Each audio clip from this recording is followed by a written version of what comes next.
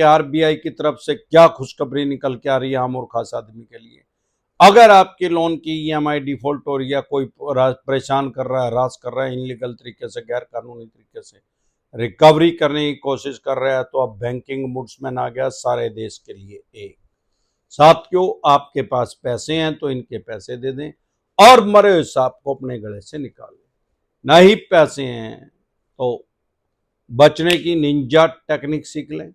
अपने डॉक्टर अपने आप ना बने। जिसका काम उसी को साजे, कोई और करे तो खुद का बाजे। साथियों, सबसे पहले आप कभी भी साइकोलॉजिकल प्रेशर में ना आए, मनोवैज्ञानिक दबाव के अंदर ना आए ईएमआई डिफॉल्ट होने से, क्योंकि हमारे देश में लोन की ईएमआई डिफॉल्ट होना क्राइम में कंसिडर नहीं होता, अपराध की श्रेणी में नहीं आता। ईएमआई डिफॉल्ट होने से आपके डेमोक्रेटिक राइट्स, आपके फंडामेंटल राइट्स, आपके संवैधानिक अधिकार ब्रेक नहीं हो जाते, खत्म नहीं हो जाते। आप भी बैंक एनबीएफसी कंपनी के ऊपर केस कर सकते हैं अगर वो इलीगल तरीके से, गैर कानूनी तरीके से कोई भी रिकवरी करने की कोशिश कर रहा है। आप भी उनके खिलाफ डीआरटी में जा सकते हैं। बैंक एनबीएफसी कंपनी तो जा ही सकता है, आप भी जा सकते हैं। साथियों, सबसे पहले एक बात समझ लें, हर चीज का एक रेगुलेटर है, हर चीज की एक लिमिट है। उसके बाद अगर आप कंप्लेंट करना चाहते हैं किसी बैंक एनबीएफसी कंपनी, आरबीआई के पास कर सकते हैं। हमारे देश में 100 से भी ज्यादा बैंक एनबीएफसी कंपनी काम कर रहे हैं।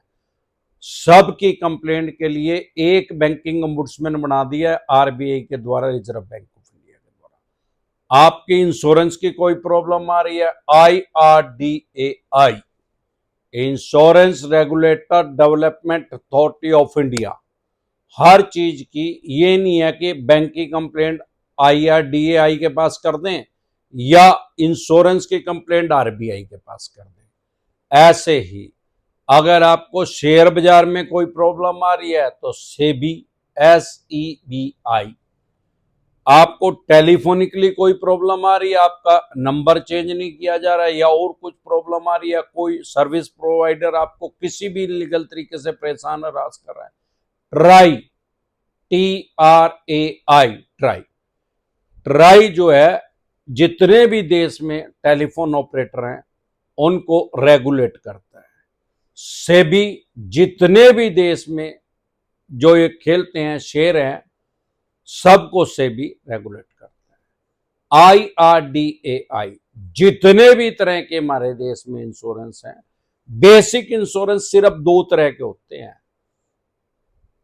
लाइफ इंश्योरेंस और जर्नल इंश्योरेंस। अब लोग कहेंगे यार 50 तरह के इंश्योरेंस होते हैं, आजकल तो कुत्तों का भी इंश्योरेंस हुआ है, हेल्थ इंश्योरेंस है, गाड़ी का इंश्योरेंस है, घर का इंश्योरेंस, आग लगने का इंश्योरेंस है। बेसिक प्रिंसिपल कभी चेंज नहीं होता। सबसे पहली जो हमारे देश में कंपनी, ये नहीं है कि LIC बनी, LIC से भी पहले हमारे देश में सैकड़ों कंपनियां काम कर रही थी इंश्योरेंस का, जो कि लोगों को टाइमली क्लेम नहीं देती थी। तब एक सरकार ने एक डिसीजन लिया, 1956 से हमारे देश में LIC काम कर रही है, life insurance corporation of India. अब वो LIC जो है वो बॉडी नहीं है, वो रेगुलेट नहीं है, वो IRDAI से परमिशन लेके कार्य कर रही है। ऐसे ही जो अन्य काम कर रहे हैं, ICI लोम्बार्ड, HDFC लाइफ और भी बहुत सी कंपनियां, 24 कंपनियां काम कर रही है हमारे देश में, सब IRDAI के अंदर काम कर रही है। अब सवाल ये आता है कि हमारे देश में क्या सारी दुनिया के अंदर सिर्फ 2 तरह के इंश्योरेंस होते हैं, लाइफ इंश्योरेंस। अब लाइफ इंश्योरेंस की जब भी बात होगी, ह्यूमन लाइफ की होगी, आदमी की जिंदगी की होगी। अब ऐसे तो कुत्ते में, बिल्ली में, मच्छर में, सांप में, छिपकली में, हर चीज में जान है, उसके अंदर भी सांस है, उसकी भी लाइफ है। लेकिन जब भी लाइफ का इंश्योरेंस होगा, सिर्फ और सिर्फ आदमी की जिंदगी का इंश्योरेंस को लाइफ इंश्योरेंस बोलेंगे। और किसी भी तरह का, आजकल तो कुत्तों का, बिल्ली का भी इंश्योरेंस होने लग गया, वो जर्नल इंश्योरेंस में कंसिडर होता है। यानी लाइफ इंश्योरेंस सिर्फ आदमी का, बाकी दुनिया के अंदर जितने भी तरह के इंश्योरेंस है वो सारे जर्नल इंश्योरेंस के अंदर कंसिडर होते हैं। हालांकि आदमी का जो हेल्थ इंश्योरेंस है वो भी जर्नल इंश्योरेंस के अंदर कवर होता है। आदमी कोई एक्सपायर हो जाएगा तो उसको लाइफ इंश्योरेंस में कवर मिलेगा, कोई चोट लग जाएगी और कोई बीमारी हो जाएगी तो हेल्थ इंश्योरेंस में, वो जर्नल इंश्योरेंस के अंदर कंसीडर होगा। ऐसे ही हमारे देश में 100 से भी ज्यादा बैंक एनबीएफसी कंपनी काम कर रहे हैं, सबके लिए एक बैंकिंग ओम्बुड्समैन है। अब ओम्बुड्समैन कोई नया नहीं है, जो आम आदमी है, कॉमन आदमी है, उसने इंश्योरेंस ओम्बुड्समैन का तो नाम सुना है भाई। इंश्योरेंस ओम्बुड्समैन तो 1956 से काम कर रहे हैं हमारे देश में, जब से एलआईसी आई है। और इंश्योरेंस ओम्बुड्समैन जो है वो हर इंश्योरेंस कंपनी का अलग अलग ओम्बुड्समैन होता है। ओम्बुड्समैन को हिंदी में बोलते हैं लोकपाल, बीमा लोकपाल। वो करता क्या है, अगर कोई बीमा कंपनी किसी का क्लेम नहीं दे रही या और किसी तरीके से एक्स्ट्रा पैसे ले रही है, प्रीमियम बढ़ा रही है, किसी भी गलत तरीके से उसके साथ चिटिंग कर रही है, फ्रॉड कर रही है, तो उसको कोर्ट में जाने की जरूरत नहीं, बीमा लोकपाल के पास, इंश्योरेंस ओम्बुड्समैन के पास उसकी कंप्लेंट कर सकता है। ऐसे ही अब क्योंकि आरबीआई के द्वारा, रिजर्व बैंक ऑफ इंडिया के द्वारा एक बैंकिंग ओम्बुड्समैन बना दिया गया। पहले भी बैंकिंग ओम्बुड्समैन थे, ऐसा नहीं है कि कोई नया कॉन्सेप्ट आया। पहले क्या था, हर बैंक एनबीएफसी कंपनी का अपना अपना बैंकिंग ओम्बुड्समैन था।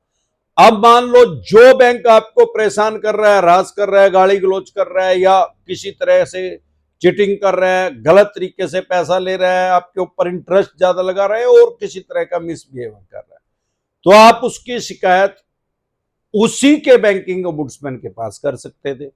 अब तू ही कातिल तू ही मसीहा। अरे वो जो बैंकिंग ओम्बुड्समैन था वो बैंक की तो उसको सैलरी दे रहा था, तो बुरे चांस थे वो बैंक की साइड ही डिसीजन देगा।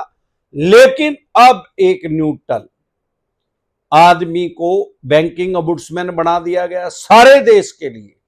और जो 100 से ज्यादा बैंक एनबीएफसी कंपनी काम कर रहे हैं, आपने किसी भी बैंक एनबीएफसी कंपनी से लोन लिया, किसी भी तरह की कोई भी प्रॉब्लम आ रही है, तो सिर्फ एक बैंकिंग ओम्बुड्समैन है, आप उसके पास कंप्लेंट कर सकते हैं। और सबसे बड़ी बात, 24 घंटे के अंदर डिसीजन आएगा, 24 घंटे के अंदर फैसला आएगा। और उससे भी बड़ा फायदा, अगर लोनी की साइड डिसीजन आ गया तो लोनी के पास राइट्स हैं, अधिकार हैं उसको चैलेंज करने के, आगे सिविल कोर्ट में जाने के, आप कंज्यूमर कोर्ट में जाने के। लेकिन अगर बैंक की साइड आ गया तो लोनी के पास राइट्स है, अगर लोनी की साइड आ गया तो बैंक के पास कोई राइट्स नहीं है, कोई अधिकार नहीं है कि वो उसके खिलाफ कोर्ट में जा सके, उसको वो मानना पड़ेगा, उसके ऊपर इंप्लीमेंट हो जाएगा, लागू हो जाएगा। अब आप कंप्लेंट, बहुत से आदमी क्या कर रहे हैं, सीधी बैंकिंग ओम्बुड्समैन के पास कंप्लेंट कर रहे हैं। ऐसे नहीं, नियम से चले। जब भी कोई दिक्कत परेशानी समस्या आ रही है, सबसे पहले ब्रांच हेड के पास कंप्लेंट रजिस्टर्ड करें।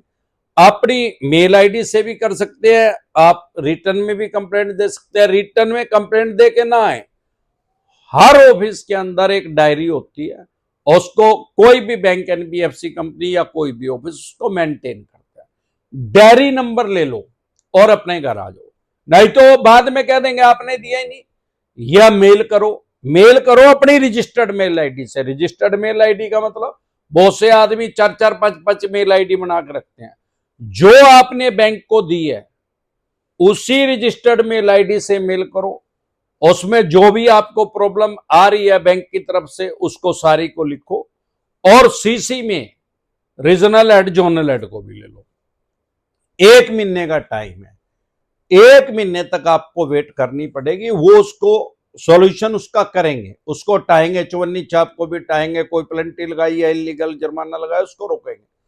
अगर नहीं रुक रहे तो 1 महीने के बाद आप बैंकिंग ओम्बुड्समैन के पास जा सकते हैं। डायरेक्ट अगर आप चले भी जाएंगे तो आपको फिर दोबारा वहीं भेज दिया जाएगा।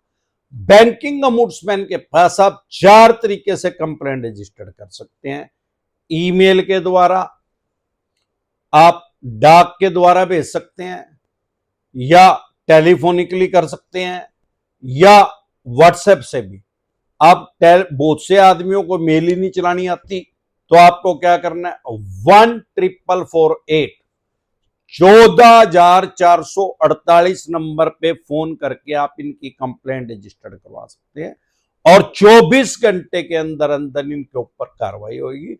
लेकिन उसमें क्लोज क्या है, 1 महीने के बाद, अब मान लो 5 महीने से आप परेशान हो और आपने कंप्लेंट रजिस्टर्ड नहीं करी, तो भी 1 महीने का टाइम लगेगा। आप ये नहीं कह सकते कि मैं 5 महीने, अगर आप 5 महीने से परेशान हो तो बैंकिंग ओम्बुड्समैन के पास तो अभी आया ना, उनको क्या पता लगेगा। अरे बिना रोए तो मां भी दूध नहीं पिलाती बच्चे को, सोचे इसको भूख नहीं लग रही होगी। तो इसी तरह की या किसी भी तरह की कोई भी दिक्कत, परेशानी, समस्या आपको या आपके किसी भी यार प्यारे रिश्तेदार को लोन से रिलेटेड अगर आ रही है, आप हमारे से पर्सनल मीटिंग करना चाहते हैं, परसेंट लेना चाहते हैं, फिर आपका लोन 10 करोड़ का, 25 का, 50 करोड़ का, डज नॉट मैटर, कितने करोड़ का या कितने अरब रुपए का आपका लोन है, लोन से रिलेटेड जो भी डॉक्यूमेंट्स आपके पास हैं वो सभी लेके आप हमारे से पर्सनल मीटिंग कर सकते हैं, पर्सनल लेना ले सकते हैं। अगर पर्सनल मीटिंग करना चाहते हैं, लीगल तरीके से, कानूनी रूप से गस्सा लगाने की निंजा टेक्निक सीखना चाहते हैं, तो 4 स्टेटों हमारे ऑफिस है। दिल्ली से देख रहे हैं सीपी में, कनाट पैलेस में हमारा हेड ऑफिस है। पंजाब से देख रहे हैं लुधियाना में, मुंबई से देख रहे हैं गोरेगांव, गुजरात से देख रहे हैं अहमदाबाद, दिल्ली, दरवाजा पे। इसके अलावा अलग अलग स्टेट में मैं टाइमली आता रहता हूँ। आपकी स्टेट में मैं कब आ रहा हूँ, आप अपनी स्टेट में मेरे से पर्सनल मीटिंग करना चाहते हैं, पर्सनल लेना चाहते हैं या टेलीफोन एडवाइस लेना चाहते हैं, तो आपके स्क्रीन पे जो नंबर है उनको सेव करके डायरेक्ट कॉल करें, कोई रिप्लाई नहीं आएगा। व्हाट्सएप कॉल करें, कोई रिप्लाई नहीं आएगा। व्हाट्सएप मैसेज करेंगे, तुरंत प्रभाव से रिप्लाई आएगा कि कैसे आप हमारे से पर्सनल मीटिंग कर सकते हैं, पर्सनल एडवाइस ले सकते हैं या टेलीफोन एडवाइस ले सकते हैं।